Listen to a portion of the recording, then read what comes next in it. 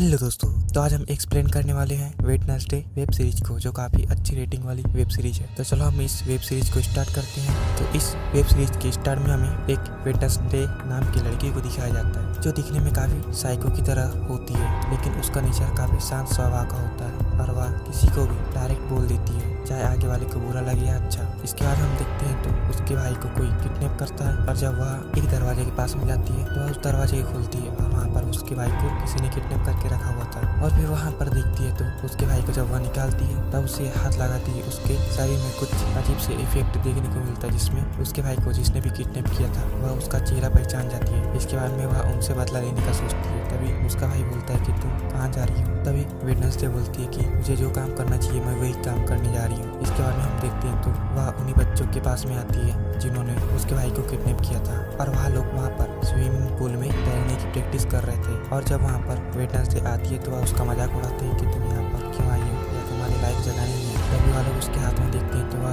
अपने हाथों में फिराना मछली को लेकर आती है, जो वहाँ तैर रहे बच्चों के स्विमिंग पूल में डाल देती है, और वह फिर मछली काफ़ी ज़्यादा खतरनाक होते हैं। और जब वह उनके स्विमिंग पूल में डाल देती है तो वह मछली उन्हें खाने के लिए उनका पीछा करते हैं। तभी हम देखते हैं कि वहाँ के काफ़ी सारे लोग निकल जाते हैं, लेकिन वहाँ का एक जो लड़का होता है उससे वह मछली जान से मार डालती है। इसी के कारण वहाँ के एकेडमी वाले उसे उस कॉलेज से निकाल देते हैं। इसके बाद में हम उसके माँ बाप के साथ में वेडनेसडे को देखते हैं, जहाँ पर वह लोग एक कार में कहीं जा रहे होते हैं। तभी हम उन दोनों को देखते हैं जो वेडनेसडे के सामने ही रोमांस करते हैं और काफ़ी ज़्यादा बेकार हरकतें करते रहते हैं, लेकिन इस बात को वेडनेसडे नोटिस नहीं करती। लेकिन उसे इस बात का कोई फ़र्क नहीं पड़ता कि उसके माँ बाप क्या करते हैं, क्योंकि वह अपने मॉम डैड से काफ़ी ज़्यादा नफरत करती थी, इसलिए वह उनका कोई इज्जत भी नहीं करती थी। लेकिन हम देखते हैं कि वह लोग अब काफ़ी दूरी पर निकल चुके थे। तभी उसकी मॉम बोलती थी अब हम जहाँ पर जा रहे हैं वहाँ पर तुम्हें कोई नहीं रोक सकता, और तुम वहाँ से कभी भाग भी नहीं सकती, क्योंकि वह एक अजीब सी जगह होती है। तभी वेडनेसडे बोलती है कि मुझे इस बात से कोई फ़र्क नहीं पड़ता कि मुझे क्या करना है कैसा करना है, मैं हमेशा अपने हिसाब से ही रहूँगी। तभी हमें एक पर्सन को दिखाया जाता है जो एक शिकारी होता है, और वह जंगल में शिकार करने के लिए आया होता है। तभी वहाँ पर उसे छोड़ रही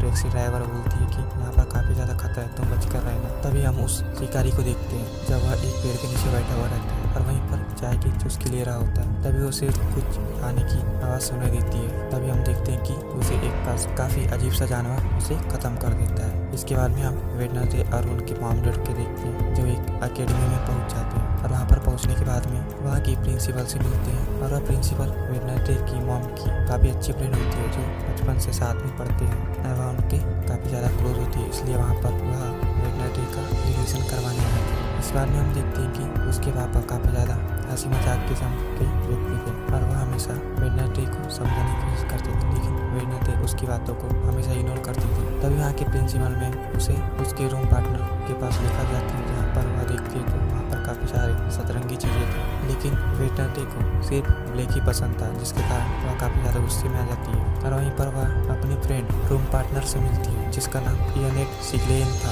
इसके बाद में वह देखती है तो वह उससे गले मिलने की कोशिश करती है, लेकिन वह किसी से अट्रैक्ट नहीं होना चाहती और वह किसी से दोस्ती नहीं रखना चाहती थी, जिसके कारण उसका बिहेवियर काफ़ी अलग सा था। लेकिन उसकी रूम पार्टनर काफ़ी खुश मिजाज की होती है, जिसके कारण वह उसे सहन करती है। उसके बाद में वह लोग अब कॉलेज घूमने के लिए निकलते हैं, जिसके बाद में उसकी रूम पार्टनर उसे सारा कॉलेज दिखाती है, और कॉलेज दिखाते टाइम वह अपनी मॉम की तस्वीर को देखती है, जिसके कारण वह और काफ़ी ज़्यादा गुस्से में आ जाती है। तभी वहाँ पर वह काफ़ी सारे बच्चों को दिखाती है, जिसमें वहाँ के बच्चे काफ़ी अजीब अजीब प्रकार के थे। वहाँ पे कई बच्चे वैम्पायर और काफ़ी अजीब अजीब प्रकार के मोन्स्टर टाइप के थे। तभी वहाँ पर एक लड़का आता है जिसके सर पे एक छोटा सा सांप होता है, और वह बोलता है कि क्या तुम मुझे अपना फेसबुक आईडी बता सकती हो। तभी वेडनेसडे बोलती है कि मैं ऐसी चीज़ों में नहीं रहती, और मुझे सोशल मीडिया से काफ़ी ज़्यादा नफरत है, क्योंकि यह हमारे हड्डियों को ढांचा करते हैं। और इतना कहते ही वह लड़का वहाँ से चला जाता है। इसके बाद में हम वेडनेसडे के मॉम डैड को देखते हैं जो अब वहाँ से निकलते हैं। तभी निकलने से पहले वेडनेसडे की मॉम उससे बोलती है कि तुम यहाँ पे अच्छे से रहना, अगर तुम्हें किसी भी चीज़ की कमी हो तो मुझे फ़ौरन कॉल कर लेना। तभी वेडनेसडे बोलती है कि मुझे आपसे कोई मतलब नहीं है और आप जा सकती हैं, और मैं यहाँ से जल्द भागने की कोशिश करूँगी,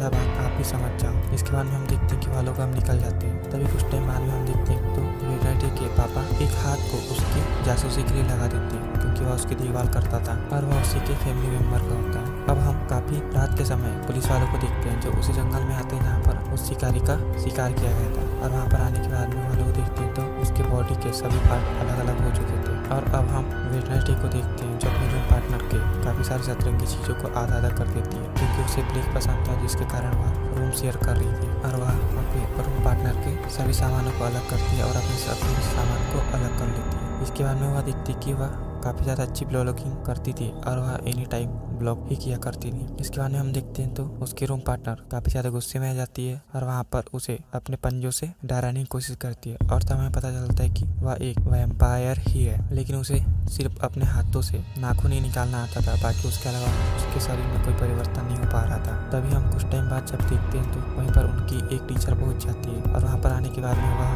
वेडनेसडे से बोलती है कि तुम्हारा इस जगह पर स्वागत है और वह उसे एक गुलदस्ता देती है और वहाँ पे उन्हें काफ़ी कुछ समझा देती है। इसके बाद में वहाँ से वह निकल जाती है और अब हम अगली सुबह देखते हैं तब वहाँ पे काफ़ी सारे स्टूडेंट प्रैक्टिस कर रहे थे, जिसमें हम उस हाथ को भी देखते हैं जो उसका पीछा कर रहा था। और वहीं पर हम एक विलन लड़की को देखते हैं जिसका नाम वियांका था और वियांका हमेशा वेडनेसडे से ही पंगा लेती थी क्योंकि वह उसे पसंद नहीं करती थी और उसका हमेशा मजाक उड़ाते रहते थे। तभी हम देखते हैं कि वियांका रोहन के साथ में तलवारबाजी कर रही थी और वह उसे हमेशा हराती रहती थी। तभी वह अब वेडनेसडे के साथ में मुकाबला करने भिड़ जाती है और मुकाबला करने के दौरान वह लोग एक मेक को काफ़ी ज़्यादा चोटिल करने की कोशिश करते हैं। तभी हम देखते हैं कि अब दोनों बिना मास्क के ही लड़ना स्टार्ट कर देते हैं। तभी हम वियांका को देखते हैं जो अपनी तलवार से वेडनेसडे के मस्तक पर थोड़ा सा घाव कर देती है, जिसके बाद में उसे काफ़ी ज़्यादा गुस्सा आ जाता है, लेकिन वह अपने आप को सुधारने के लिए एक मेडिकल स्टोर से में आती है। तभी वहाँ पर रोहन नाम का लड़का होता है जो बोलता है कि तुम उससे पंगे ना लिया करो क्योंकि वह काफ़ी अलग किस्म की लड़की है। तभी हम उसी टाइम वहाँ पर उस हाथ को देखते हैं जो एक बोतल के पीछे छुपा हुआ रहता है। और अब हम कुछ टाइम बाद में जब वेडनेसडे को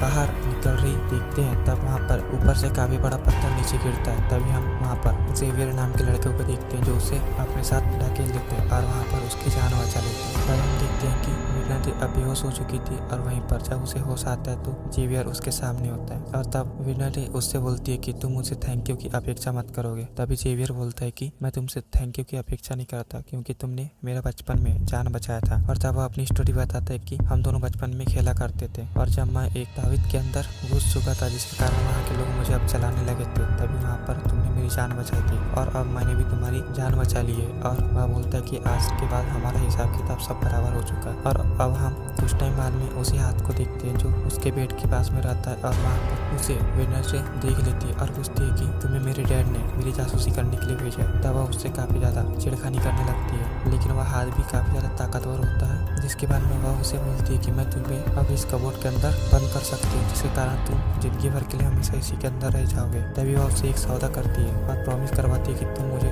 फॉलो करो और तुम मेरी हमेशा सब बातें मानो, जिसके कारण मैं तुम्हें यहीं पर आज़ाद छोड़ दिया करूँगी। इसके बाद में हमें प्रिंसिपल को दिखाया जाता है जो वेडनेसडे के साथ में कहीं जा रही होती है और वह हमें कुछ टाइम बाद पता चलता है कि वह उसे पागल के डॉक्टर के पास में जाती है क्योंकि वह समझती थी कि वेडनेसडे का दिमाग काफ़ी ज़्यादा आउट ऑफ चलता है। तभी वहाँ की जो डॉक्टर होती है वह उससे पूछती है कि तुम्हारी प्रॉब्लम क्या है। तभी वह बोलती है कि मेरी प्रॉब्लम सच बोलने की और मैं हमेशा सबके बारे में गलत ही सोचती हूँ। और वह बताती है कि जिसने भी मुझे डांटा है और मेरी राइटिंग को ख़राब बोला है तब मैं उसे काफ़ी बुरी तरीक़े से पनिशमेंट करती हूँ और वह अपने टीचर के साथ में काफ़ी ज़्यादा बुरा बर्ताव कर चुकी हूँ, ऐसा वह उसे बताती है। इसके बाद में हम देखते हैं तो वह वॉशरूम जाने का बहाना करती है और वहाँ पर जाने के बाद में वह अपने हाथ के माध्यम से उस खिड़की को खोल देती है जहाँ से उसे भागना होता है और फाइनली वहाँ से वह भाग रही होती है। तभी वह एक पर्सन से टकरा जाती है और तब उसे होश आता है कि वह पर्सन अब कुछ टाइम बाद मरने वाला है, लेकिन वह जल्दी के कारण उस बंदे से कुछ बोल नहीं पाती। और वहाँ पर से भागने के बाद में वह एक होटल में पहुँचती है जहाँ पर उसकी मुलाकात टॉयलर से होती है जो एक कुक का काम करता था और वह काफ़ी ज़्यादा परेशान था। तभी वहाँ पर वेडनेसडे उसकी परेशानी को समझते हुए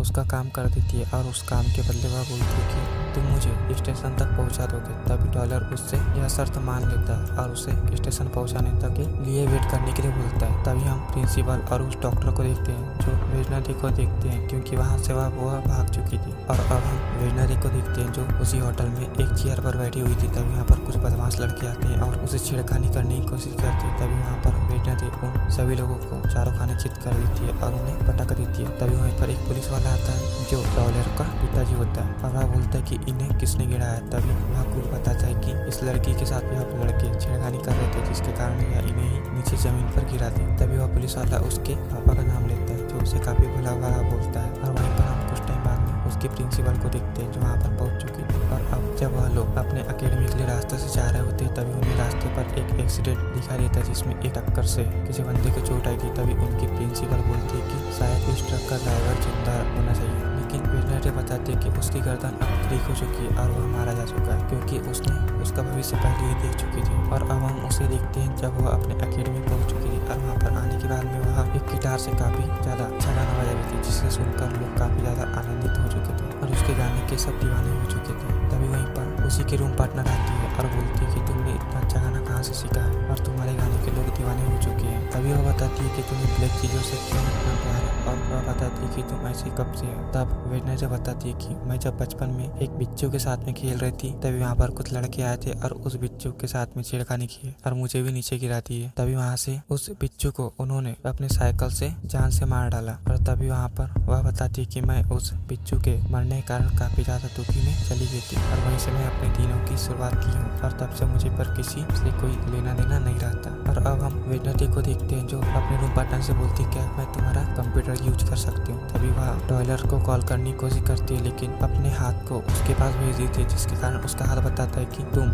इस नंबर पर कॉल कर लो और वह नंबर किसी और का नहीं, वह वेडनेसडे की रूम पार्टनर का होता है और वह उसे वीडियो कॉल पर बात करती है। तब वह वेडनेसडे बताती है कि मुझे तुम कुछ टाइम बाद में एक रिसेप्शन पार्टी में हो, जहाँ पर वह बोलती है कि मुझे वहीं से तुम भगाने में मेरी मदद करोगे। और वहाँ पर आने के बाद में हम देखते हैं तो वह अपनी रूम पार्टनर के साथ में थी। तभी वहाँ पर हम टॉयलर को भी देखते हैं जो अब वेडनेसडे को रेलवे स्टेशन तक पहुँचाने के लिए तैयार था। तभी हम वहीं पर देखते हैं जब उसकी प्रिंसिपल उसके रेख देख में ही रखी रहती थी, लेकिन वह उसका ध्यान भटकाना चाहती थी, जिसके कारण वह इनाम में जीती हुई है एक टेडी बियर को अपनी प्रिंसिपल मैम के पास देने को बोलती है। और जब वहाँ पर वह देती है तो उसका ध्यान भटक जाता है और वहाँ से वेडनेसडे गायब हो जाती है। और हम देखते हैं कि वहीं पर अब कुछ लड़के आ जाते हैं जिसको वेडनेसडे ने उस होटल में मारा था, जिसके कारण वह दोनों अब वहाँ से उन्हें डाइवर्ट करने के लिए उस मेले के अंदर ही भागते हैं। और वहाँ पर आने के बाद में वह रोहन से टकराती है और टकराती वह उसके फ्यूचर को देख लेती है, जिसके कारण उसकी जान जाने वाली थी, लेकिन वह टॉयलर के साथ में भागते न हुए वह रोहन का पीछा करती है और रोहन का पीछा करते करते वह एक जंगल में पहुंच जाती है। तभी रोहन उसे बोलता है कि तुम मेरा पीछा क्यों कर रही हो और वह उस पर ही आक्रामक हो जाता है और बोलता है कि मैं तुम्हें बचपन से ही मारना चाहता था और मेरी माँ ने तुम्हारा तस्वीर बनाया था। तभी वेडनेसडे बोलती है कि तुम्हारी जान को खतरा, लेकिन वेडनेसडे की बातों पर रोहन भरोसा नहीं करता और उसे ही अपनी जादुई शक्तियों से मारने की कोशिश करता और उसे पेड़ पर लटका देता है और उसे मार ही रहा होता है। तभी वहाँ पर एक बड़ा सा मॉन्स्टर आ जाता है और रोहन के खाल को खींच लेता है और रोहन वहीं पर मारा जाता है। तभी इसे देख वेडनेसडे काफी ज्यादा घबरा जाती है और वह वेडनेसडे के पास और वह रोहन के पास में एक तस्वीर को देखती है, जिसमें वह अपने आप की तस्वीर को पाती है और फिर वह उसे रखकर अपने रूम में आती है। और वहाँ पर आने के बाद में उसके मन में काफी ज्यादा ख्याल आ रहे थे, जिसके बाद में वह सोच रही थी कि उस वैम्पायर ने मुझे क्यों बचाया और रोहन मुझे क्यों मारना चाहता था और उसके हाथों में यह तस्वीर आने का कारण क्या था और वह इस तस्वीर को कहाँ से लाया था। इसके बाद में हम देखते हैं कि उसके बाद में ऐसे कई प्रकार के सवाल चल रहे थे, जिसके बाद में यह एपिसोड यहीं पर खत्म हो जाता है और अब हम मिलते हैं नेक्स्ट एपिसोड में। जब तक के लिए टाटा बाय बाय।